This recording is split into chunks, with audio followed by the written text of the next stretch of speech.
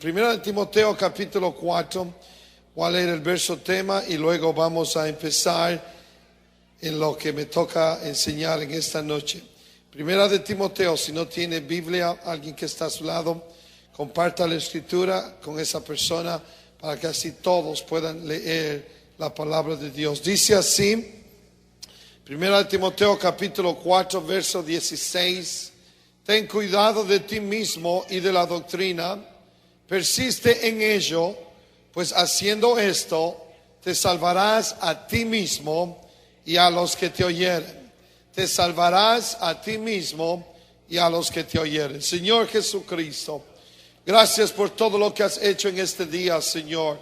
Desde muy temprano en la mañana tu Espíritu Santo cayó poderosamente, Señor, sobre el grupo de hermanos congregados en la oración, y tu presencia ha permanecido, Señor, en este lugar desde ese instante. Gracias, Señor, por el programa radial, los cientos de personas que están siendo alimentadas con tu palabra, Señor. En esta noche una vez más pido la unción de tu Espíritu Santo que descienda sobre mí, Señor. Toque mi mente y toque mis labios. Pon pensamientos en mi mente y palabras en mi boca. Déjame, Señor, una vez más hablar lo que tu Espíritu quiere hablar a la iglesia. Gracias, Señor, por cada hermano y amigo presente. Gracias, Señor, en el nombre del Señor Jesucristo. Y el pueblo de Dios dice amén. Aleluya. Tomen asiento, por favor. Quiero que me den su atención todos. Lo que voy a hablar y enseñar esta noche es de suma importancia. Estamos hablando sobre el tema confusiones doctrinales más comunes. Y hay una más que quiero tocar. El subtema es la diestra de Dios. La diestra de Dios.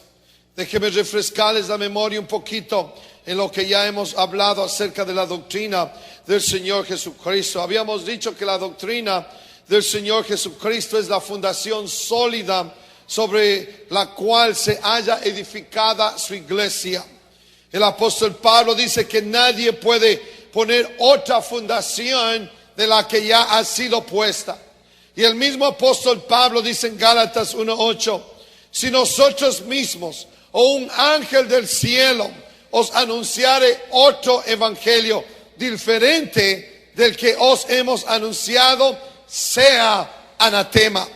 La severidad, hermanos y hermanas y amigos, de la omisión o la adición a la profecía revelada es claramente enfatizada en la palabra de Dios.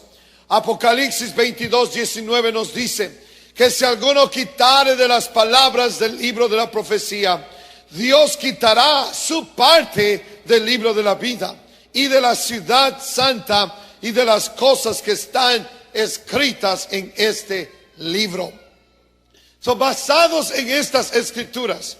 Es definitivo que no podemos omitir, ni podemos añadir, ni especular, ni razonar carnalmente, ni aún lógicamente a lo que está revelado en la palabra de Dios, porque la palabra de Dios aún desbarata la lógica de los entendidos. Primera de Corintios 1:18 dice, porque la palabra de la cruz es locura a los que se pierden, pero a los que se salvan, esto es a nosotros, es poder de Dios. Pues está escrito, destruiré la sabiduría de los sabios y desecharé el entendimiento de los entendidos. ¿Dónde está el sabio? ¿Dónde está el escriba? ¿Dónde está el disputador de este siglo? ¿No ha enloquecido Dios la sabiduría del mundo? No podemos razonar humanamente la profecía revelada por Dios, porque el hombre carnal no puede percibir las cosas que son del Espíritu de Dios. Dice 1 Corintios 2:14, porque para él son locura y no las puede entender porque se han de discernir espiritualmente. Por lo tanto, cuando leemos en la palabra de Dios ciertas frases, no las podemos discernir carnalmente, porque la palabra de Dios tiene que discernirse espiritualmente. Y lo que a veces hace lógica para nosotros, tal vez para Dios no lo hace. O lo que hace lógica para Dios, tal vez no hace lógica para nosotros. Porque en la Biblia hay frases que nos enseñan o que realmente van en contra de la lógica humana, retan, desafían la lógica del hombre. Por ejemplo, para subir en la palabra de Dios y tocar al Señor y alcanzar la gracia de Dios, dice que tenemos que descender. Para vivir en la palabra del Señor, dice que tenemos que morir. Hay cosas que son contrarias a la lógica humana, y para entenderlas tenemos que discernirlas espiritualmente. Por lo tanto, si leemos las frases hagamos, no podemos asumir que Dios estaba hablando con dos personas divinas, porque puede ser que Él estaba hablando con 10 o 100 o 1000 o más, o huestes celestiales. Tenemos que discernir esas palabras en la forma espiritual. O cuando la Biblia nos pinta un cuadro simbólico del Espíritu Santo descendiendo en forma de paloma y una voz hablando mientras el Señor Jesucristo era bautizado por Juan el Bautista en el río Jordán, no podemos asumir que son personas las que se hayan representadas. La voz, sabemos que se trata de la voz de Dios o la voz del Padre, porque dice: este es mi Hijo amado. Por lo tanto, es la voz de Dios y no de una persona. Y el Espíritu en forma de paloma no es persona, es simplemente una representación del Espíritu de Dios. Vuelvo a decir, no podemos discernir estas figuras, estas cosas en una forma carnal, o inclusive en una forma que hace lógica a la estructura del pensamiento humano. Tenemos que discernirlas desde el enfoque divino. Dice, la mente espiritual es la única que puede discernir las cosas espirituales. O si la Biblia habla del Padre, del Hijo y del Espíritu, sin especificar que son entidades divinas diferentes o separadas la una de la otra, no podemos añadir en la palabra de Dios, y sin ofender a nadie, pero no podemos añadir en la palabra de Dios el término Trinidad sin que la Biblia lo especifique de esa manera. Es contrario a la palabra de Dios. Es contrario a la enseñanza bíblica. No podemos omitir, ni tampoco podemos añadir. Lo que la Biblia sí especifica es lo que debemos de creer. Por ejemplo, la Biblia sí especifica que Dios es uno y que Dios es único, y lo dice claramente, y eso es lo que vamos a creer. Si la Biblia dijera Dios es tres, esta iglesia creería. Si la Biblia dijera que Dios es cuatro, creería. Pero la Biblia dice que Dios es uno y que Dios es único, y lo dice claramente. Lo que la Biblia sí claramente lo declara es que yo, es decir, Jesús, el Hijo, y el Padre, el Espíritu, una cosa somos. Lo que la Biblia sí enseña es que en Jesús habita toda la plenitud de la deidad corporalmente. Lo que la Biblia sí enseña es que Dios estaba en Cristo reconciliando al mundo consigo mismo. Lo que la Biblia sí enseña es que tres son los que dan testimonio en el cielo: el Padre, el Verbo y el Espíritu Santo, y estos tres son uno. Lo que la Biblia sí enseña es que hay un solo mediador entre Dios y los hombres: Jesucristo, hombre.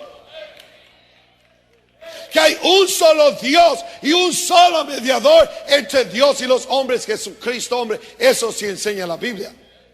¿Tú crees que Dios es uno? Bien haces. También los demonios creen y tiemblan, dice Santiago 2:19. Eso es lo que la Biblia enseña, y eso que debemos de creer. La Biblia sí dice que el nombre del Hijo es Jesús, y llamará su nombre Jesús, porque Él salvará al pueblo de sus pecados. Además, el Señor dijo en Juan 5:43 y 44 que Él no había venido en su propio nombre, sino en el nombre de su Padre. Y yo creo a la palabra de Dios. En 1 Corintios 3:17 nos dice: porque el Señor es el Espíritu, y donde está el Espíritu de Dios, allí hay libertad. Dios, porque el Señor es el Espíritu. Y tenemos que entender que el Espíritu es el Señor, y el Señor es el Espíritu, y donde el Espíritu de Dios está, allí hay libertad. Eso es claro en la palabra de Dios. La palabra de Dios enseña, por lo cual Dios le exaltó hasta lo sumo, le dio un nombre que es sobre todo nombre. Es decir, que el nombre de Jesús excede a todos los nombres anteriormente mencionados en la palabra de Dios y fuera de la palabra de Dios. No hay otro nombre más grande, más sublime y más poderoso que el nombre del Señor Jesucristo.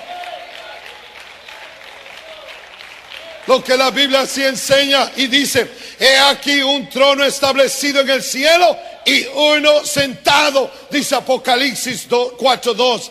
Y el que estaba sentado es el Señor Dios Todopoderoso, Apocalipsis 4:8. El que es, el que era y el que ha de venir. ¿Saben quién es ese? Jesucristo. Él es el que está sentado en el trono esta noche. Ahora estas escrituras no las he repetido con el fin de tratar de convencer a alguien que Dios es uno, sino con el fin de reafirmar lo que ya creemos, sabemos y conocemos, y que se haya para siempre jamás establecido en la palabra de Dios. Porque esto no es de convencer a nadie, esto es por revelación. Si usted tiene una mente carnal, no importa si me paso un año tratando de explicar la palabra de Dios, usted simplemente no lo va a entender. Pero si usted le dice: Señor, tengo hambre y sed de ti, revélame tu verdad, Señor, le va a decir: un rayo va a caer del cielo en una forma analógicamente hablando y va a traer revelación a su mente. Hay otro aspecto en la interpretación de la deidad que muchas veces causa confusión en la mente de creyentes neófitos y en casos carnales, que se dejan llevar por razonamientos naturales, ignorando que la palabra de Dios, vuelvo a decir, solo se puede discernir espiritualmente. Hechos 7:55 dice: pero Esteban, lleno del Espíritu, puesto los ojos en el cielo, vio la gloria de Dios y a Jesús que estaba a la diestra de Dios. Hay muchos que toman este verso y le dan una interpretación natural, carnal, humanística, o simplemente lo interpretan usando un proceso y una lógica humana. Ahora, quiero explicar en esta noche de qué se trata este verso. En primer lugar, la diestra de Dios es otra frase, y vuelvo a repetir, que ha sido interpretada en una forma natural. Es decir, que la interpretan como que el texto dijere: estaba sentado al lado derecho de Dios. Pero el texto no dice el lado derecho o derecha, sino diestra. Y aun si dijese el lado derecho de Dios, el texto no podía ser interpretado de la misma manera que se interpreta el lado derecho en relación a nosotros seres humanos. Aquí en este verso en particular y otros similares que voy a mencionar subsiguientemente, donde se usa este lenguaje que en la teología se conoce como antropopatismo o condescensión, que es atribuir a Dios lo que le pertenece al hombre o a un ser racional o a una criatura irracional o inclusive a cosas inanimadas. En otras palabras, la antropopatía no es más que un lenguaje humano que se emplea para expresar cualidades de Dios que de otra manera sería imposible de describirlas, mucho menos comprenderlas. La palabra diestra, cuando es mencionada en relación a Dios, es una palabra metafórica que significa autoridad o poder. Es lo que significa la palabra diestra en relación a Dios. En relación a mí y en relación a usted, diestra es la mano o el brazo derecho.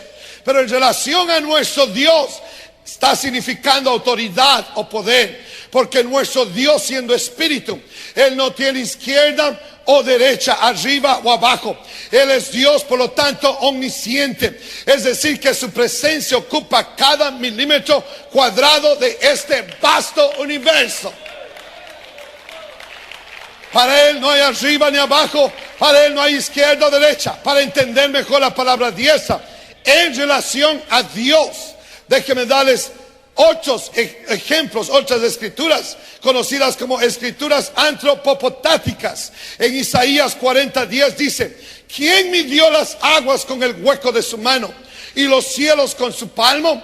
Con 3 dedos juntó el polvo de la tierra y pesó los montes en la balanza. Ahora este verso no hace referencia a un Dios con dedos gigantescos, que para recoger el polvo de la tierra no necesita los 5 que tiene una mano, sino que él solamente usa 3. O un Dios con una mano gigantesca con la cual mide las aguas de los mares y recoge los cielos como que si fuesen una cortina. No, este verso usa este lenguaje. Vuelvo a mencionar esta palabra que quién sabe es extraña para muchos aquí en esta noche. Este lenguaje antropotático, es decir, que hace referencia a cualidades humanas con el fin de describir las cualidades inimaginables de majestuosidad, de grandeza de Dios, para darnos una idea acerca de la omnipotencia de Dios y de su ilimitada capacidad de hacer las cosas. Es por eso que se usa este tipo de lenguaje. Dice: nuestro Dios usa 3 dedos para recoger el polvo de la tierra. 3 dedos nada más. Él dice, él va y con su mano recoge las aguas de todos los mares y las pone ahí en el hueco de su mano. Él recoge los cielos con una mano como que si fuese una cortina. Pero eso no significa que Dios tiene una mano gigantesca en nuestra forma de pensar. No, usa este lenguaje para darnos a entender la grandeza y el poderío de nuestro Dios, porque de otra manera no entenderíamos. Se usa este lenguaje en la palabra de Dios con el fin de darnos una idea de la grandeza de nuestro Dios. O cuando el Señor dice en Isaías 66:1: el cielo es mi trono y la tierra es el estrado de mis pies. Eso no significa que Dios tiene unas piernas extremadamente largas que alcanzan del cielo hasta la tierra. Claro que no. Este lenguaje es un lenguaje figurado, otra vez, que simplemente se está refiriendo a su omnipresencia y a su inalcanzable grandeza, a esa inescrutable majestuosidad que él posee. El cielo es su trono y la tierra es el estrado de tus pies. Usa ese lenguaje para darnos una idea. Qué tan grande y qué tan poderoso es al Dios que servimos esta noche. Aleluya. Amén. Este lenguaje es conocido como antropopático. Palabra bien difícil de decir, pero así se usa o se dice a este tipo de lenguaje usado en la Biblia. De la misma manera, la palabra diestra en relación a Dios es usada en sentido de autoridad, en sentido de poder. Por lo tanto, cuando Esteban vio los cielos abiertos y el Señor Jesucristo sentado a la diestra de Dios, esto no significa que hay 3 tronos en el cielo y el Padre está sentado en el medio y el Hijo y el Espíritu Santo flanqueando el trono del Padre. Hermanos, eso no es lo que está diciendo este texto 1000 veces. No. Claramente la Biblia nos denota que hay un trono y uno sentado. Y el que está sentado es el Señor Dios Todopoderoso. ¿Y saben quién es el Señor Dios Todopoderoso? Es el Señor Jesucristo. Él es el que está sentado allí. Por lo tanto, cuando Esteban vio al Señor Jesús, lo vio en todo su poder, en toda esa gloria y autoridad que el Padre mismo le había otorgado y que moraba en él, como dice Juan 14:10. Él lo miró de esa manera. Cuando él dice, y miré al Señor sentado a la diestra, no significa que estaba sentado a un lado. Pónganme 3 tronos aquí, rapidito. 3 tronos. All right. No me traigan 4 porque aquí se va a empeorar la cosa con 4. All right. Vénganse ustedes, vénganse los 3. A veces el más grande pongámoslo como el Padre aquí. Siéntense ahí. Al más chiquito como el Hijo. y al hermano como el Espíritu Santo. Ahora, es la imagen que hacen las personas. Es la imagen que se dan las personas. Que hay tres tronos. No, en el cielo no hay tres tronos, hay solo uno. ¿Me oyeron? Hay solo un trono. Yo no sé de dónde quieren sacar dos más. Si la Biblia dice que hay solo uno, y si la Biblia dice que hay uno, yo creo eso.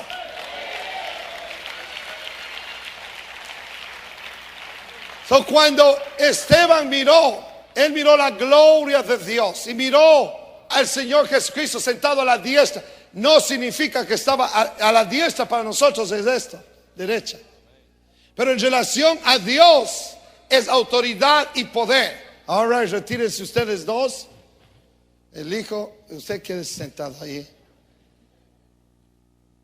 All right.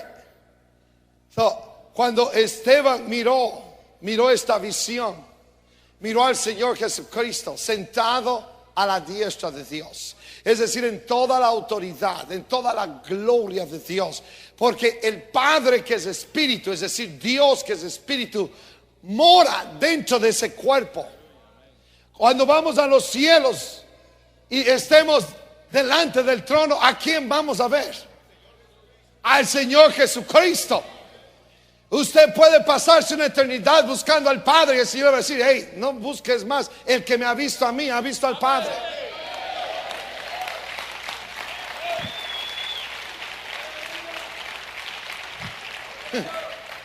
Porque toda la plenitud de lo que es Dios, toda la plenitud de la deidad, todo lo que es Dios en sí mismo, habita corporalmente en el cuerpo del Señor Jesucristo. Allá en los cielos va a haber solamente un trono y uno sentado en él. Y el que está sentado ahí es el Señor Jesucristo. Y cuando Esteban lo miró en toda la autoridad, en toda la gloria y en todo el poder de Dios. Gracias.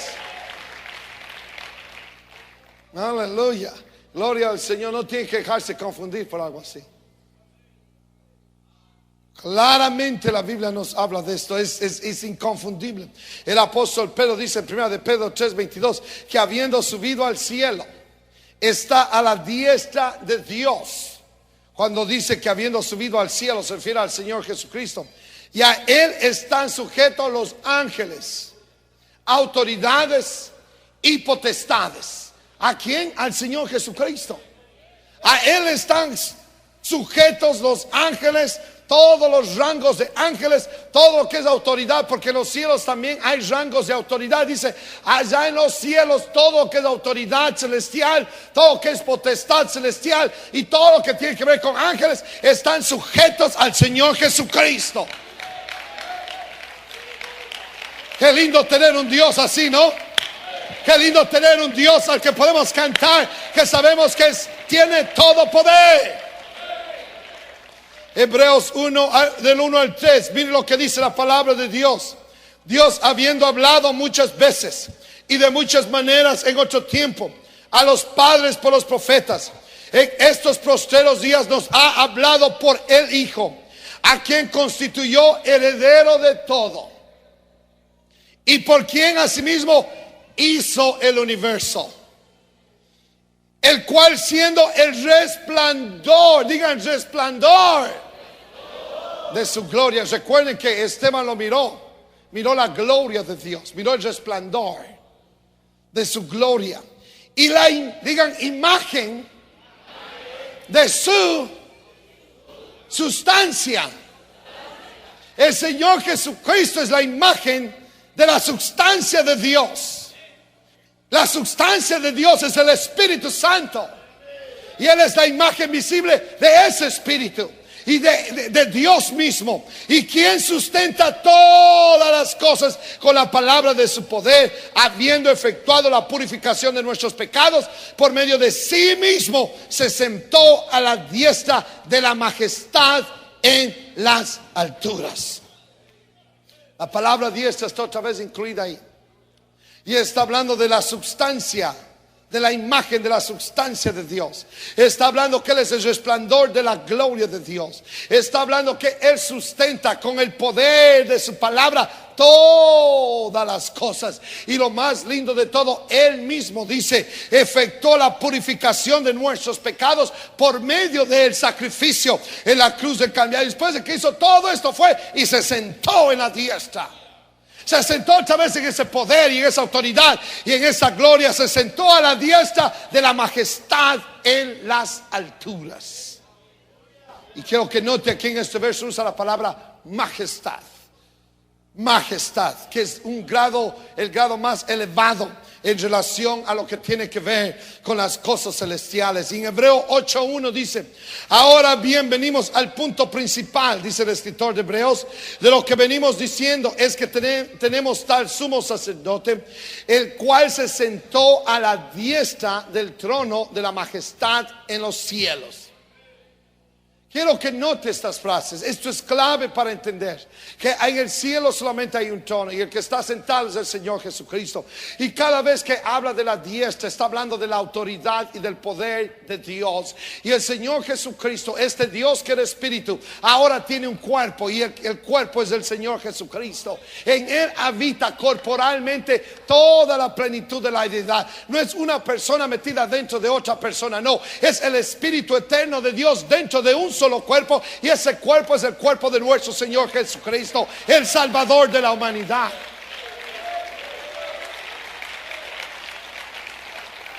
Aleluya. Todos estos versos hablan el mismo lenguaje que usó el diácono Esteban mientras era inmisericordiosamente apedreado por los enemigos del evangelio del Señor Jesucristo. Por lo tanto, las frases sentado a la diestra o a la diestra de Dios no significan al lado derecho de Dios como nosotros en nuestro lenguaje, sino en toda la autoridad, gloria y poder de Dios. Es necesario que usted entienda la doctrina sana para que no caiga en confusión.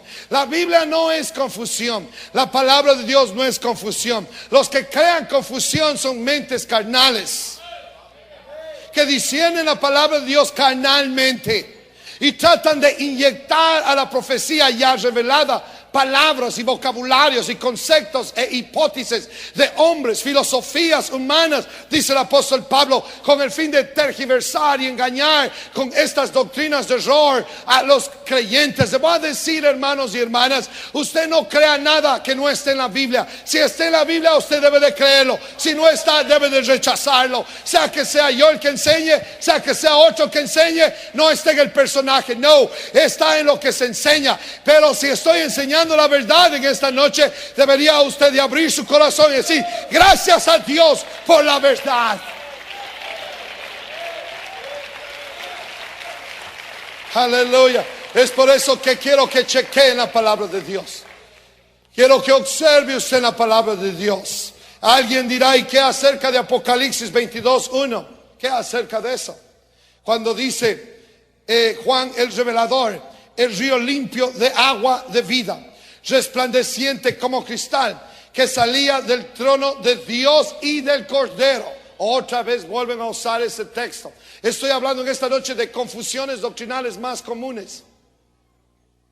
Dice, ahí está, dice que salía del trono de Dios y del Cordero. Ahí miro dos, dicen ellos. Sí, porque disciernen las cosas, vuelvo a decir, naturalmente, y no realmente siguen el hilo del texto bíblico. Tiene usted que entender la palabra de Dios por medio del Espíritu y del lenguaje espiritual que usa la Biblia. Inmediatamente cuando alguien lee este verso, aquellos que creen que Dios es un ser dual, porque hay muchos que creen que Dios es dos, ahora hay otros que creen que Dios es tres. Hay los dualistas y hay aquellos que creen que Dios es un Dios trino, es decir, compuesto de tres personas. Cuando ellos leen este texto, sean duales o sean trinos, lo usan para fundamentar que el Padre y el Hijo son dos diferentes seres, basándose en que el Padre está en el trono y el Hijo, quien es el Cordero, se halla a un lado, dicen ellos.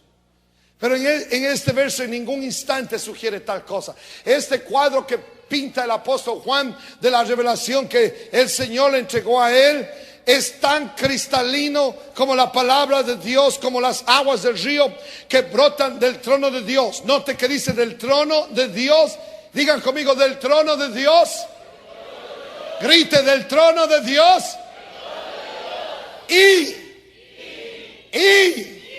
del Cordero. Y es una conjunción que une o ata dos funciones o ideas o inclusive oraciones gramaticales de una misma fundación. Es una conjunción que trata del mismo aspecto, en otras palabras, del trono de Dios y del Cordero. Cuando Juan el Bautista vio al Señor Jesucristo acercarse a él en Juan 1:29, esta fue la forma en que se expresó Juan el Bautista: he aquí el Cordero de Dios que quita el pecado del mundo. Ahora, el que venía caminando no era un cordero, era el Señor Jesucristo. Pero le dijo: he aquí el Cordero de Dios que quita el pecado del mundo. El Cordero es el Señor Jesucristo, quien es la imagen visible, es decir, humanidad, del Dios invisible, es decir, espíritu.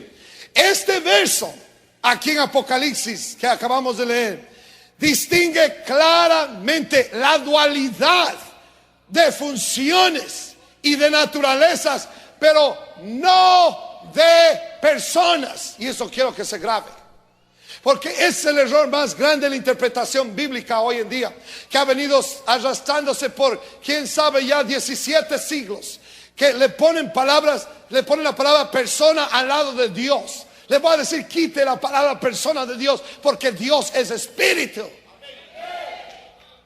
Tenga eso en mente y radique ese vocabulario. No es bíblico, es totalmente antibíblico. En este verso se distingue claramente la dualidad de funciones y de naturalezas, pero no de personas. El Cordero representa la función del sacrificio perfecto provisto por Dios para la redención de la humanidad, pero no representa en ningún instante a una persona separada de la deidad. Por lo tanto, en el único trono que hay en el cielo se haya sentado Dios, es decir, el Padre o el Espíritu de Dios, en la persona del Señor Jesucristo, quien es la única persona o imagen visible en toda la deidad. No hay otra persona. La única persona es el Señor Jesucristo, porque Él es el tabernáculo de Dios. Y tiene que entender eso para que nadie lo confunda. El Señor Jesucristo es la casa, es la morada de Dios. Ahora Dios eterno, ese Dios invisible, ese Dios sempiterno que creó todas las cosas que nuestros ojos ven, ahora tiene un templo, ahora tiene una morada visible. Antes no tenía una morada visible, antes no tenía un tabernáculo, como dice el capítulo 1 del libro de San Juan, que hizo Dios tabernáculo aquí en la tierra. Ahora nuestro Dios, ese Dios invisible, tiene un tabernáculo y tiene un nombre. ¿Y saben cómo se llama ese tabernáculo? Jesús. Dios Espíritu viviendo dentro de él. El tabernáculo es Jesús, pero no representa a una persona separada de la edad. Por lo tanto, ese único trono, ese que está ahí, dice: en el trono de Dios y del Cordero, es simplemente una diferencia de funciones, pero nunca, y de naturalezas, pero nunca de personas. El libro de Apocalipsis está copado con figuras, está lleno de imágenes y de cuadros, es decir, con un lenguaje que atribuye a Dios cualidades humanas para beneficio de nuestra comprensión. De no ser así, hermanos, no podríamos entender estos misterios celestiales, y la única manera de que podamos entender estas riquezas y misterios celestiales es usando ese tipo de lenguaje. Pero no por eso vamos a personificar cada manifestación de Dios. No podemos hacerlo. Va contra el texto bíblico, va contra la enseñanza bíblica, va contra la doctrina bíblica. No podemos personificar cada manifestación de Dios. Lo que sí podemos hacer es entender esas manifestaciones y aceptar la revelación escrita en la Biblia, que este vasto e inmensurable, inescrutable Dios se manifestó en carne, vino a nacer allá en Belén de Judea en un pesebre. Y ese ser santo que nació de esta Virgen María, que fue producido en ella por la cobertura o el derramamiento del Espíritu de Dios. Es ese santo que nació de esa unidad divina usando este vaso humano. Es el Señor Jesucristo, que es Dios manifestado en carne. El Dios Todopoderoso se manifestó en carne en la persona del Señor Jesucristo para redimir a la humanidad, y que en un solo Dios hoy en día, hay un solo Dios hoy en día, y hay un solo mediador entre Dios y los hombres, Jesucristo hombre, ese Cordero de Dios, esa humanidad, esa función del Dios eterno desempeñando para redención, pero no otra persona.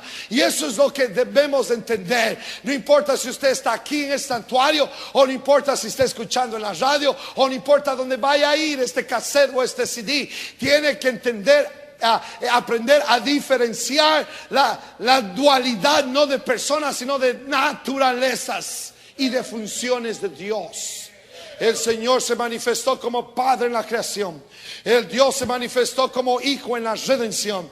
Y el Señor se está manifestando hoy en día como el Espíritu Santo en la regeneración de nuestras vidas, para dar poder a la iglesia hoy en el siglo XXI. Esa verdad se haya sostenida. En esa verdad se haya sostenida todo el misterio de la piedad y el plan redentivo de Dios para toda la humanidad. Son confusiones doctrinales más comunes. Son lo que realmente muchos se agarran y se sostienen para decir que Dios es un ser compuesto. Le voy a decir, hermanos y hermanas, sin atacar a nadie, sino respetando la filosofía y el concepto que todo mundo tiene. Usted tiene el derecho de expresarse como quiere expresarse, pero eso no cambia la verdad bíblica. Existe solo una verdad, y la verdad está en la palabra de Dios. Y esta palabra enseña que hay un solo Dios. Esta palabra enseña que hay un solo trono. Esta palabra enseña que ese Dios se manifestó en carne en el Señor Jesucristo, y que en el Señor Jesucristo habita toda la plenitud de la deidad. Y esa es la verdad bíblica y no se puede cambiar. No importa si usted se sienta a discutir, no importa si usted crea una gran polémica y trata de convencer a alguien por un año, la verdad nadie la va a cambiar. La verdad ya está escrita, la verdad ya está establecida, y nadie la puede alterar. No importa lo que diga yo, no importa lo que diga usted, la verdad está en la palabra del Señor. Y usted no tiene que moverse de esa verdad. Una vez que usted absorba esto, y una vez que usted recibe esta revelación del Dios manifestado en carne, de ese Dios omnipotente, de ese Dios omnipresente, de ese Dios omnisciente y todopoderoso, una vez que usted recibe esa revelación, le voy a decir, no se suelte de eso. Agárrese fuerte. Los vientos van a soplar duro en los últimos días, pero no importa qué tan fuerte soplen los vientos de toda doctrina, usted va a estar agarrado y sostenido de ese tronco que es Jesucristo, y nadie lo va a poder soltar. Esa roca es inamovible. No importa qué tan grandes sean las olas, no importa qué tan fuertes sean los vientos, usted agárrese de esa roca que es Jesucristo, la fundación sólida de la iglesia y de nuestra vida en esta noche. No importa lo que diga la popularidad religiosa, hay solo una verdad, y la verdad está aquí en la palabra de Dios, y la interpretación es la misma en toda la Biblia.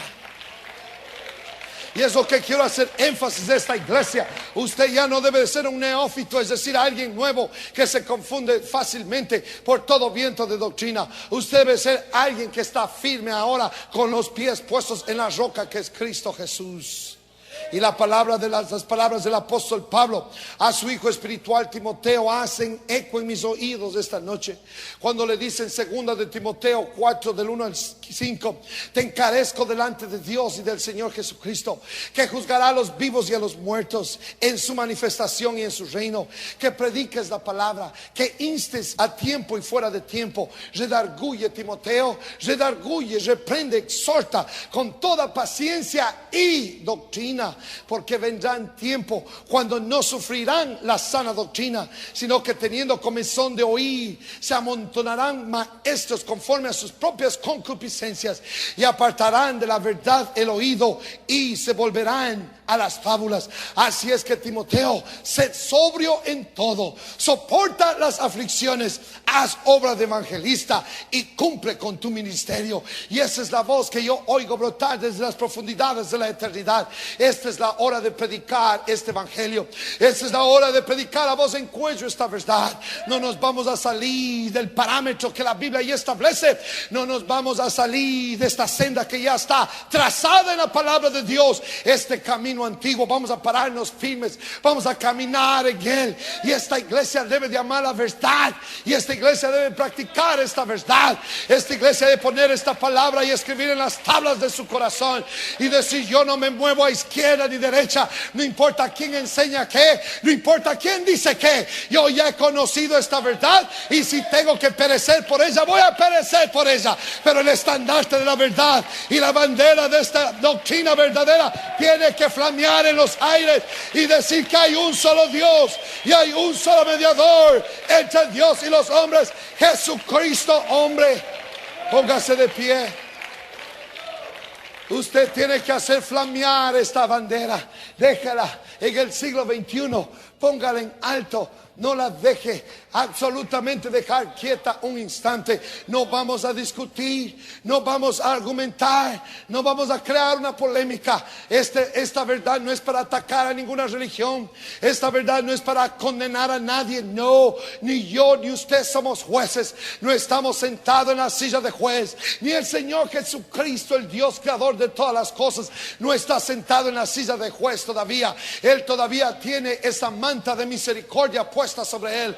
Algún día él se va a colocar la manta de juez, y ahí va a juzgar, dice, tanto a vivos como a muertos, y va a separar las ovejas de los cabritos, y va a decir a aquellos que no se hallaron inscritos en el libro de la vida: apartaos de mí, hacedores de maldad, y van a ser lanzados a un lago que arde con fuego y azufre, que va a ser la muerte segunda. Pero él es el juez, no yo ni usted. Yo no puedo tomar esta palabra y golpear a alguien con esta palabra. No, si vamos a ganar al mundo religioso que no ha descubierto esta verdad, va a ser con amor, va a ser con compasión y va a ser con misericordia. Y si vamos a hablar esta verdad, vamos a hablarla en amor.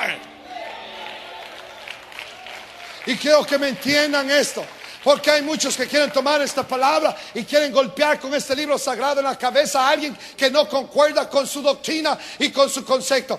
Va a haber muchos que se van a oponer a la verdad, y está bien que se oponga. Si no hubiera oposición a la verdad, no conociéramos cuál es la verdad.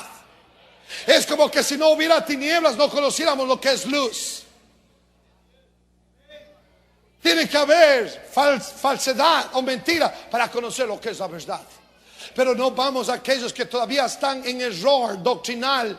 No los vamos a atacar, no los vamos a acusar y no los vamos a condenar, sino que queremos abrirle los brazos, como en este día abrimos brazos a tantas personas que hablaron conmigo fuera del aire y hablaron de estas confusiones doctrinales y empezaron atacándome con todo lo que tenían, y al final comenzaron diciendo: oh, cómo amamos su ministerio, cómo apreciamos lo que Dios está haciendo. Pues ¿sabe por qué? Hay que alcanzarlos con amor, no hay que atacarlos, no hay que condenarlos. Les voy a decir: hay un Dios allá en los cielos, hay un solo Dios allá en los cielos, y ese Dios va a revelar esta verdad. En los últimos días va a haber un avivamiento del nombre sobre toda la tierra. El Señor va a revelar su nombre. Si usted cree eso, denle una ofrenda de aplausos al Señor. Aleluya. Pero por favor, no quiero que nos convirtamos en este tipo de agresores. No. La Biblia no es para agredir a nadie. La Biblia es para alcanzar a los seres humanos. No importa qué doctrina tiene, no importa de qué creencia viene. Vamos a respetar las creencias, porque nosotros ya creemos en la verdad. Y si decimos que creemos en la verdad, no tiene que usted ponerse a discutir, ni a pelear, ni a argumentar. La verdad no necesita defensores. La verdad se defiende sola. Sí vamos a dar a todo mundo razón de nuestra fe, igual como dice el apóstol Judas, pero no nos vamos a poner guantes para conseguirlo. Vamos a extender brazos de misericordia y decir: ¿sabes qué? Yo estaba como ti algún día. Me dijeron, me hablaron, pero no entendía absolutamente. Estaba cerrado y trancado por dentro. Mis ojos tenían escamas y mi mente estaba entenebrecida. Mi corazón estaba tan opaco y oscuro, que no importa cuánta luz me ponía, todavía no me iluminaba. Hasta que un día yo estaba en oración y de pronto sentí como que una luz vino desde el cielo y iluminó mi mente y mi corazón, y pude entender que solamente hay un Dios y un Señor, hay un Salvador cuyo nombre es Jesucristo. Le va a decir en ese día: a ver, un solo Dios y un solo nombre.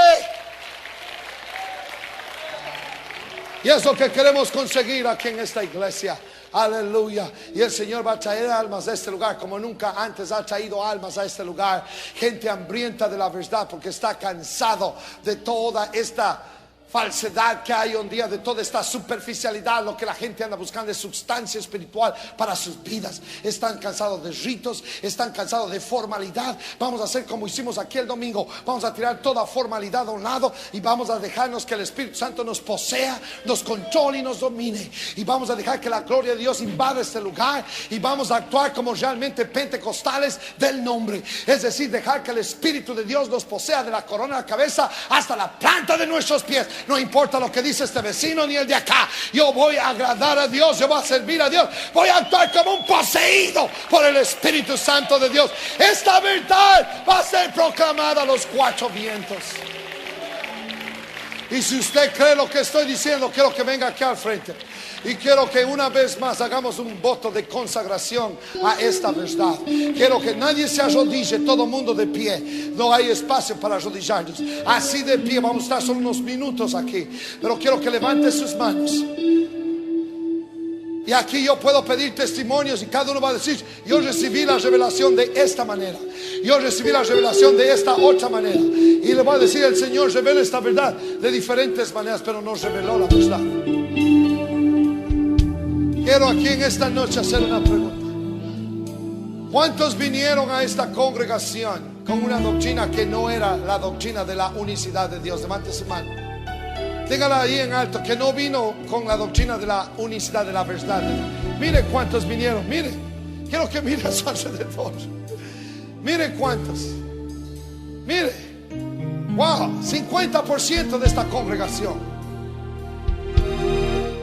Le va a decir: Dios los ha alcanzado. ¿Sabe cómo? Con amor. Si oyeron, con amor. Y es lo que quiero que hagamos. Hagamos un voto de amor y de compasión a las almas, porque el mundo ya está dolido. Vuelvo a decir, como he dicho un sinnúmero de veces, ya no quedan pecadores buenos. Los que vienen al Señor vienen doloridos, vienen apedreados por circunstancias, vienen divorciados, vienen con problemas con los hijos, problemas conyugales. A mí vienen con una... Así viene el ser humano. ¿Para qué vamos a golpear?